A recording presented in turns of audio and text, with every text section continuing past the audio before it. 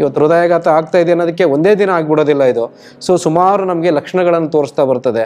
So ಬಹಳ ಮುಖ್ಯವಾಗಿ ಎದೆ ಭಾಗದಲ್ಲಿ ನೋವಾಗುವಂಥದ್ದು, ಮತ್ತು ಈ ಹಲ್ಲಿನ ಹಿಂಭಾಗ ಇಲ್ಲೆಲ್ಲ ನೋವಾಗುವಂಥದ್ದು, ಮತ್ತು ಕಿವಿ ಹಿಂಭಾಗ ನೋವಾಗುವಂಥದ್ದು, ಮತ್ತು ಪದೇ ಪದೇ ಎದೆ ಉರಿಯಂಥ ಪರಿಸ್ಥಿತಿ ಆಗುವಂಥದ್ದು, ಮತ್ತು ಈ ತೋಳು, ಭುಜ, ಕತ್ತು ಈ ಭಾಗದಲ್ಲಿ ನೋವಾಗ್ತಕ್ಕಂಥ ಸುಮಾರು ಸರಿ ನಮಗೆ ಈ ಒಂದು ಲಕ್ಷಣಗಳನ್ನು ಅದು ತೋರಿಸ್ತದೆ.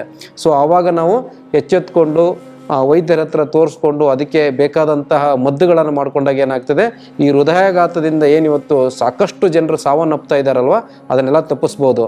ಸೊ ಈಗ ಹೃದಯಾಘಾತ ಸಾವನ್ನು ತಪ್ಪಿಸ್ಕೋಬೋದು, ಮತ್ತು ಈ ಕಾಯಿಲೆ ಬರದೇ ಇರೋ ಥರ ಹೇಗೆ ಜೀವನ ಮಾಡಬೇಕು ಅನ್ನೋದು ಕೂಡ ನಮ್ಮ ದೇಶದಲ್ಲಿದೆ.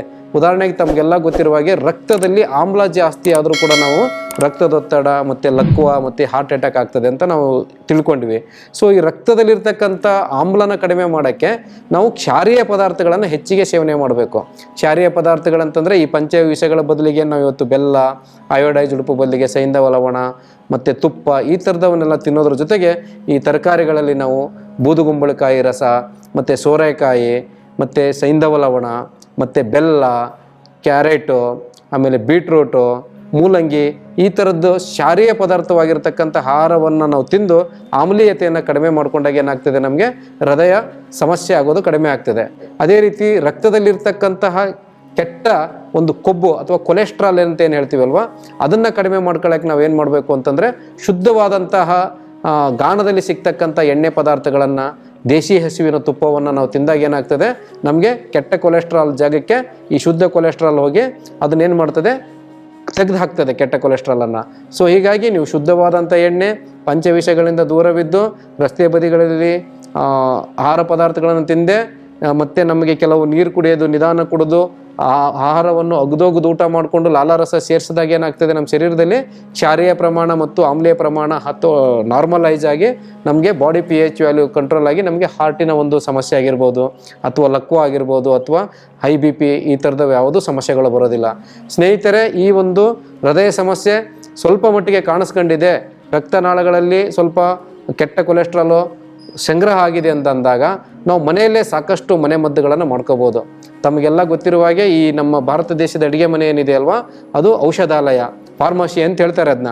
ಭಾಳ ಮುಖ್ಯವಾಗಿ ಈ ಒಂದು ಹೃದಯದಲ್ಲಿ ಆಗಿರ್ತಕ್ಕಂತಹ ಬ್ಲಾಕೇಜ್ಗಳನ್ನು ತೆಗೆಯೋಕ್ಕೆ ಕೆಟ್ಟ ಕೊಲೆಸ್ಟ್ರಾಲ್ ಬದಲಿಗೆ ಒಳ್ಳೆ ಶುದ್ಧವಾದಂತಹ ತೈಲ ಮತ್ತು ದೇಶಿ ಹಸುವಿನ ತುಪ್ಪವನ್ನು ಊಟ ಮಾಡೋದ್ರ ಜೊತೆಗೆ ನಿಧಾನವಾಗಿ ಊಟ ಮಾಡೋದು ಮತ್ತು ನೀರನ್ನು ಮುಕ್ಕಳಿಸಿ ಕುಡಿಯುವಂಥದ್ದು, ಜೀರ್ಣಾಂಗ ವ್ಯವಸ್ಥೆಯನ್ನು ಚೆನ್ನಾಗಿಟ್ಕೊಳ್ಳುವಂಥದ್ದು, ಮತ್ತು ರಕ್ತದಲ್ಲಿ ಆಮ್ಲೀಯತೆಯ ಪ್ರಮಾಣವನ್ನು ನಾರ್ಮಲ್ ಇಟ್ಕೊಂಡು ನಾವೇನು ಮಾಡಬೇಕು ಅಂತಂದರೆ ಬಿಲ್ಲುಪತ್ರೆ ಎಲೆ ಬರುತ್ತದಲ್ವ, ಬಿಲ್ಲುಪತ್ರೆ ಎಲೆಯನ್ನು ಸುಮಾರು ಒಂದು 5 ರಿಂದ 6 ನಾವೇನು ಮಾಡಬೇಕಂದ್ರೆ ನಿತ್ಯ ಅದನ್ನು ಅಗುದು ತಿಂದು ಮೇಲೆ ಬಿಸಿನೀರು ಕುಡಿತಾ ಬಂದರೂ ಕೂಡ ಏನಾಗ್ತದೆ, ನಮಗೆ ಶರೀರದಲ್ಲಿರ್ತಕ್ಕಂಥ ರಕ್ತನಾಳಗಳಲ್ಲಿರ್ತಕ್ಕಂಥ ಈ ಕಲ್ಮಶ ಎಲ್ಲ ಆಚೆ ಬರ್ತದೆ.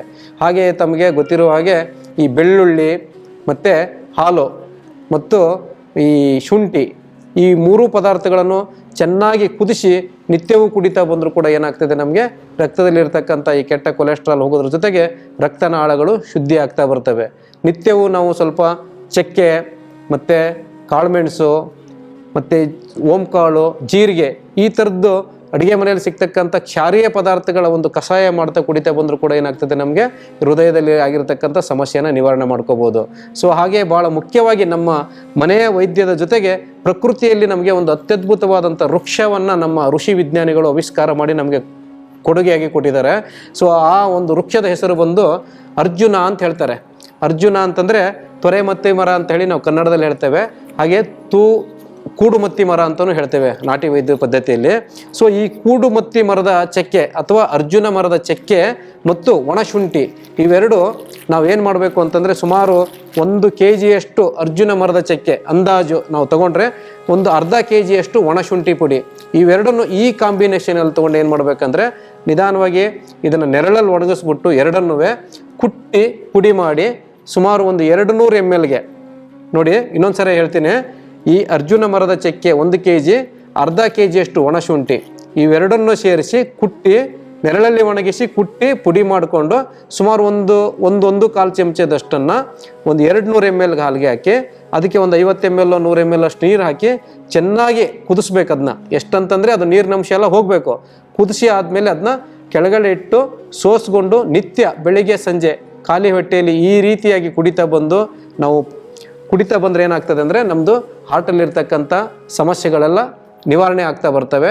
ಸುಮಾರು ಒಂದು 48 ದಿನನೋ ಅಥವಾ 48 ದಿನ ಆದಮೇಲೆ ಒಂದ್ಸರಿ ನೀವು ಚೆಕ್ ಮಾಡಿಸ್ಕೊಂಡ್ಮೇಲೆ ಇನ್ನೂ 48 ತೊಗೊಂಡ್ರು ಏನು ತೊಂದರೆ ಇಲ್ಲ, ಯಾಕಂದರೆ ಇದರಿಂದ ಯಾವುದೇ ಅಡ್ಡ ಪರಿಣಾಮ ಇರೋದಿಲ್ಲ. ಸೊ ಇದನ್ನು ಚಳಿಗಾಲದಲ್ಲಿ ಜಾಸ್ತಿ ಬಳಸೋದ್ರಿಂದನೂ ಕೂಡ ನಮಗೇನಾಗ್ತದೆ, ರಕ್ತದಲ್ಲಿ ರಕ್ತ ಹೆಪ್ಪುಗಟ್ಟೋದು ಅಥವಾ ಈ ಬ್ಯಾಡ್ ಕೊಲೆಸ್ಟ್ರಾಲ್ ಕಲೆಕ್ಟ್ ಆಗೋದು ಕೂಡ ಕಡಿಮೆ ಆಗ್ತದೆ ಅಂತ ಹೇಳ್ತಾ, ಹೃದಯಕ್ಕೆ ಸಂಬಂಧಪಟ್ಟಂತಹ ಕಾಯಿಲೆಗಳ ಲಕ್ಷಣಗಳು ಮತ್ತು ಅದಕ್ಕೆ ಕಾರಣಗಳು ಮತ್ತು ಅದಕ್ಕೆ ಮನೆಮದ್ದು ಮತ್ತು ಅರ್ಜುನ ಕಷಾಯದಿಂದ ಹೇಗೆ ನಾವು ಆ ಒಂದು ಹೃದಯದ ಸಮಸ್ಯೆಗಳನ್ನು ನಿವಾರಣೆ ಮಾಡ್ಕೊಳ್ಬೋದು ಅನ್ನೋದನ್ನ ತಿಳ್ಕೊಂಡಿವಿ.